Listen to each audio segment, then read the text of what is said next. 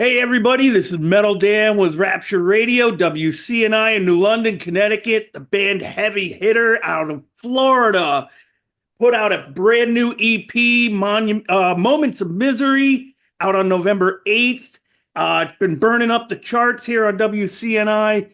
On the line via Zoom is vocalist Austin Hayes. Austin, how you doing, man? Hey, how's it going, man? Happy to be here. Happy to be here. Nice, man. Well, this EP that you just put out, it's got to feel pretty good, right? It's been out for almost a month now. It's got to feel Yeah. pretty good to get the EP out into the ears of the people, right? Yeah, no, it's been awesome. The label's been great with helping promote it, publishing, everything. It's been awesome. Response has been better than I had expected. I always like to keep my expectations low. You never really know what could happen. But no, it's been amazing, and it's only growing even more every day. So it's pretty incredible. Yeah, to that end, do you care about like chart positions or anything like that? Like I was looking up, I haven't, like this week's charts haven't finalized yet, but last week you were at like number 5 on the NACC charts, number 17 on the metal contraband metal charts. Yeah. Like, does that matter to you? Do you care at all? I mean, it's gotta feel good at least a little bit, right? Oh no, it's awesome. It's something that's new for all of us because like we're coming out of we were a local band for like a hot minute, and then this is probably the first year of us being an industry signed band, and with the promotion and everything like that, the charts are new, but we're well aware of what it means for us to be in that position. It's incredible. The fact that the EPs even getting played around college radios all over the place is like crazy. Yeah. I'm just like that's crazy. So I didn't even know, like we weren't aware that that was even a thing with the promotion or with the marketing. But that's something that Blue Grape introduced to us, and I see how big of a role it plays now to really really get your sound out there besides just Spotify and promotion and all that jazz. Yeah, the underground scene, man. It's Yeah. live and kicking. It certainly helps a band like Heavy Hitter, right? Oh yeah, absolutely, absolutely. I wanted to ask you, when I play your stuff, I try to describe the band when I play, especially a new band to me. Now, to me, it's deathcore, right? Yeah. I call it, I have a term for that. It's organized chaos. You know, um, how would you describe the sound, man? Is it straight up deathcore, or is there more to it?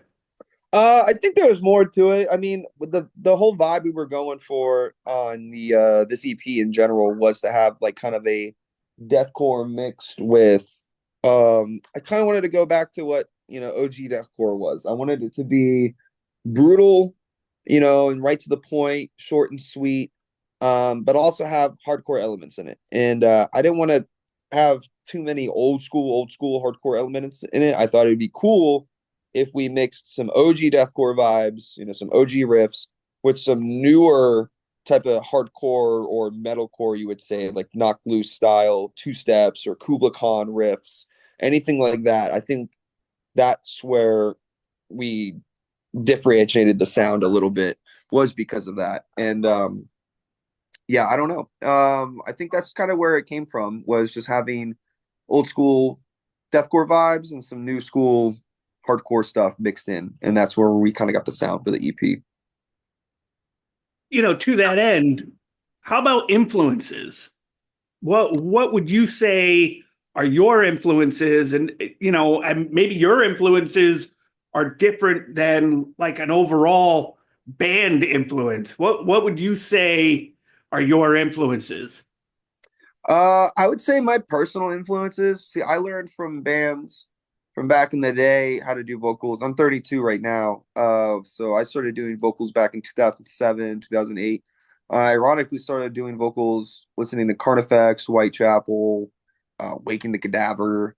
Um, what else? Even a Mirror back in the day. But then I fell out of music for a little bit. I still kept up with doing some covers of some songs over the years while I was trying to do a different thing outside of music. But when I got back into it, I think the three vocalists that really stood out for me and got me really hyped to do music again and brought in this new energy of like hardcore elements and stuff like that was Jeff from this band called Bloodbather. They're not a band anymore. He's actually in a new band called Fallen God, but they were a great band. He lives in South Florida. Jeff from Bloodbather, Kyle from Body Snatcher. I think the call outs that he had in a lot of the early Body Snatcher stuff and even some of the newer stuff is just really good. And it really got me fired up. And I would say Brian Garris from Knock Loose. I think Knock Loose in general at that time, this was about 2016, 2017. They're the one of the bands that, I felt like they were bringing back heavy shit. They were bringing back some of the brutal stuff that I originally fell in love with, in Right. 2007, 2006, but it felt new and fresh. It had a new twist to it.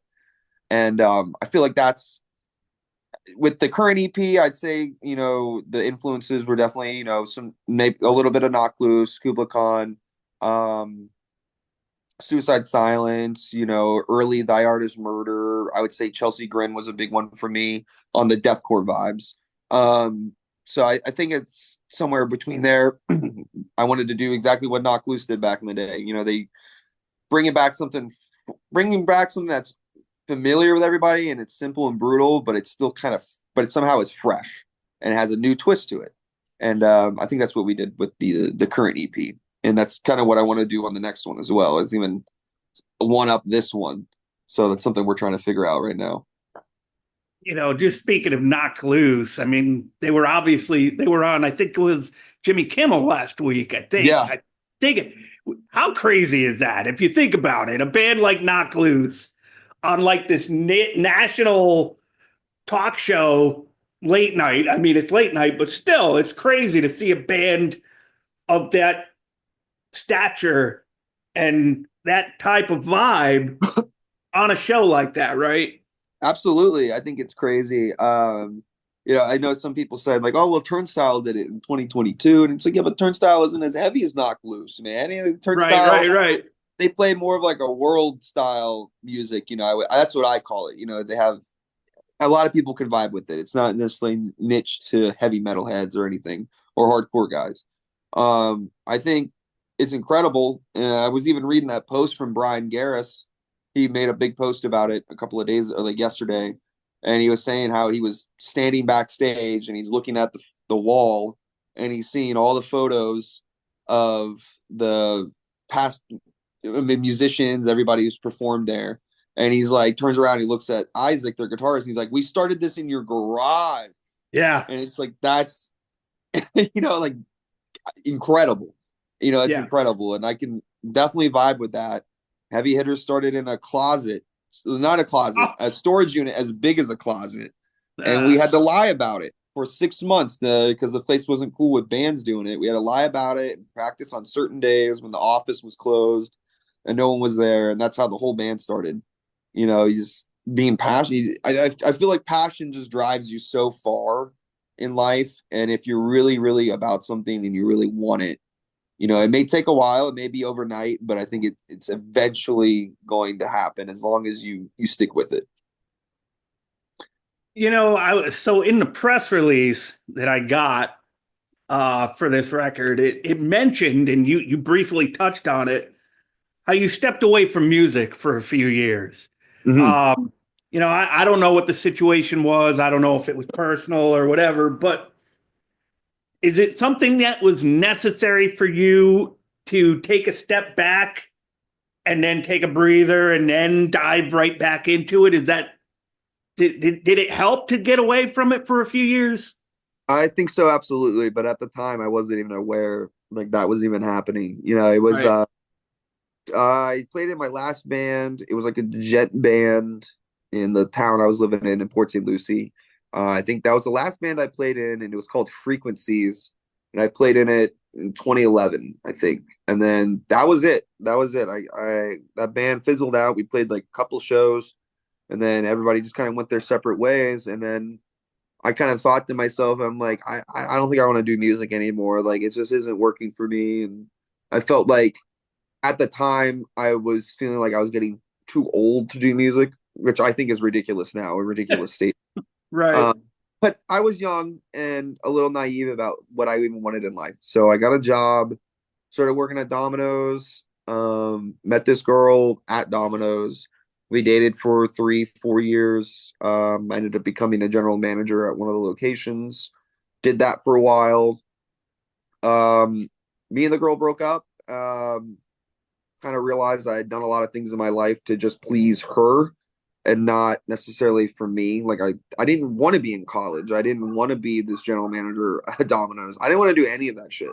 I wanted to I didn't know what I wanted to do, but I realized it wasn't any of that. So I kind of just quit my job, started a different job with less responsibilities, definitely took a pay cut, but I wasn't working 70, 80 hours a week anymore, and I was Yep. 23, 24 at the time. Um, did the just worked on odd end jobs. I did construction, call center. I think I worked in a different restaurant a couple of times in between that period. And then around being 25, 26, I I was drinking with some friends and we jokingly said we should start a band. And for some reason the next day I woke up and I wanted to do it. I was like, actually, I think I do want to start the band, and they all were like, oh no, we were just drunk. I was like, well, I want to do it. Yeah. So none of them wanted to actually do it. So I made a post on Facebook and I found band members somehow. And then we started the band and then we played. Next thing you know, we're playing a couple of shows for that year.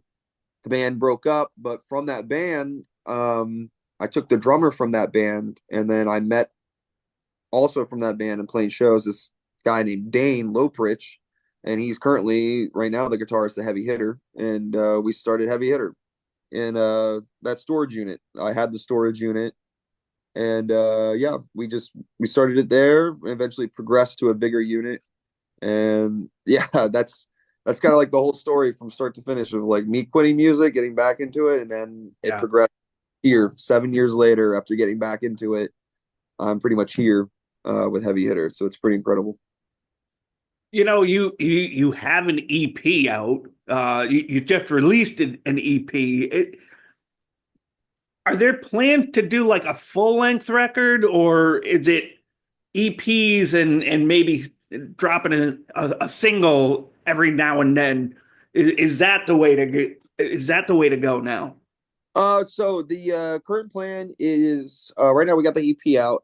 We're doing another EP coming up. We got to fly back to Los Angeles in April, start recording that one. So this week, actually tomorrow, we start writing EP number 2. So we got to have it done by the time we leave for April. We write everything live and together in a practice space. So we don't write Okay, everything. We don't write anything on a computer. It's all four of us live, just bouncing ideas off of each other. nice. So I love that way. By the way, that's my favorite. But now yeah, after that we have the option to do I believe an LP or an album. But there is going to be either one of those is coming in the next after the second EP. Can expect an LP or an album, either one. But yeah, you guys are definitely going to get one of those pretty soon. Nice. You mentioned how you write. Um, Refreshing to have everybody together. To write and jam and whatever. Um, Lyrically, where what are you writing about? What are you singing about? Is it life experiences? What do you tend to, sing about? Definitely life experiences and something that I think people can relate to that's emotional. I think the more emotional your music is, the more people are gonna like it because you can relate to it. It touches somebody in some type of way, even if it's something completely brutal like that. Um, uh, Wall of Wax, Paved in Blood. Wall of Wax is just about, how everything on the surface is so superficial and we're, so concerned with how everything is. And it's really just like everything's practically made of wax, and underneath the surface is the real reality of everything. Paved in Blood is about people always on they have a path they think is the right way to success, but they might do something outside of that path of success. And you got to make sure when you're on the right way to success. Paved in Blood is about staying the path and not losing yourself, and stepping on others to get where you need to be. Because I see that a lot in the music industry. I see that a lot even with local bands, with people who even get where we are at. They'll start acting different and forgetting where they came from. And then all the songs on the EP are each one is about a different strife in life. That's why it's called Moments of Misery. The first one, Dead End, is about a relationship, not a relationship that definitely could have worked out, but it started from the wrong place in time. It started from a bad place. And I personally have been there. I think a lot of people have been there where they think this is great, but it started from such a bad situation that it's not going to work out. And people just end up growing apart. Waste of Life is just about someone who just can't be happy for you, is constantly talking shit, and you're pretty much over it. You're over hearing about them. You're over dealing with them, and you're over being passive about it, and you're going to start being defensive and an asshole about it because fuck them. You know what I mean? Like that's Yeah, yeah, like right. that's personally something I've dealt with. The other song, Depositions of Violence, um that song is about running from your problems and then catching up to you. You know what I mean? You can tell people to fuck off. Yeah, you can tell them to fuck off, but you definitely have to deal with everything eventually, and it's your responsibility to make sure that you're doing the right thing as well. And that song's just about running from your problems and then catching up with you. um what was it? No Mercy, No Remorse is just about getting revenge. That's a classic revenge song. That one is just about taking back what it was taken from you. um I can't remember what I was feeling when I wrote that one, but something I can't quite remember at the time what I was even pissed off about. But yeah, that one is about getting revenge. And then Heaven's Gate was like my personal favorite on the EP. That Okay. one is about um everybody just kind of everybody who's working towards what they think at the end of their life is their personal way to heaven. Like, how are they going to get into heaven? Like, what is going to be their paradise at the end of this life, their retirement? And again, even back to Paved in Blood, some people will do immoral shit to get to that where they are. And that definitely will make you unworthy of your actual paradise at the end. If you're going to ruin someone else's life or crush anybody underneath your feet just to get what you want because you think you deserve it, it's not going to be as sweet as you hope it is at the very end. So Heaven's Gate Nice. is my personal favorite. Yeah. Excellent. Uh, Tours. I know you got a winter tour coming up starting in, God, next month, right? Yeah. January. And it does make a stop here in Hartford at the Webster Underground Yep. in Hartford, Connecticut on January the 12th. And then the very next night, you're in Providence, Rhode Island at Club Alchemy on the 13th, Monday the 13th. Yep. Uh, it's got to feel pretty good to get out on the road and help promote the EP. Yeah. Absolutely. Absolutely. No, we're very excited about that winter tour with Victims and 156 Silence. It's gonna be a great tour. We just got done touring with Carnifex and Cryptopsy, Mental Cruelty, and this band from New Zealand called Organectomy. We just did a whole US tour and Canada tour with them. We were 2 weeks in Canada. It was great. That tour was awesome too. That was like a pre before the EP was out. So we were just playing the EP every night and telling everybody, hey, it's out November 8th. You like what you hear, go listen to that shit. So did a lot of promoting of the EP before it was out on that run. And 2 singles were out on it too, so that was great. But yeah, no, it's this one's gonna be awesome. I think it's gonna be even better than that one because the EP is doing so well online and obviously on the radio. Yeah. I think a lot of people are gonna know more of the songs, obviously, and Yeah. know the words, and I think that'll make even a better crowd reaction. And yeah, I'm pretty excited about the winter tour. Hey, Um, have you ever played Connecticut before? No, no, No, this will I be the didn't. very I was first trying to time. look and see if you ever had. I don't think you have. No, no, we haven't. This will be the very first Connecticut show for us ever. So I'll Nice. make sure to let everybody know that because that's very awesome. Well, yeah, it's gonna be a wild time. Sunday, January 12th. I hope there's no snow. Yeah. That's the one thing playing the Northeast in January. It's the one thing you got to watch out for, right? Is the fucking weather. But hopefully it holds off. Um, you know, let me ask you this: is there a way for people to follow you guys? Are you on all socials? Facebook, Instagram, all that stuff. Yeah, we're on Instagram, Twitter, Facebook, TikTok. We're on TikTok. We're all over TikTok. Spotify, Apple Music, wherever you want to follow us, we are there and available. I promise you. We're on Threads and YouTube as well, so don't forget about those. All right. Right, right. Austin, the vocalist of the band, the heavy hitter.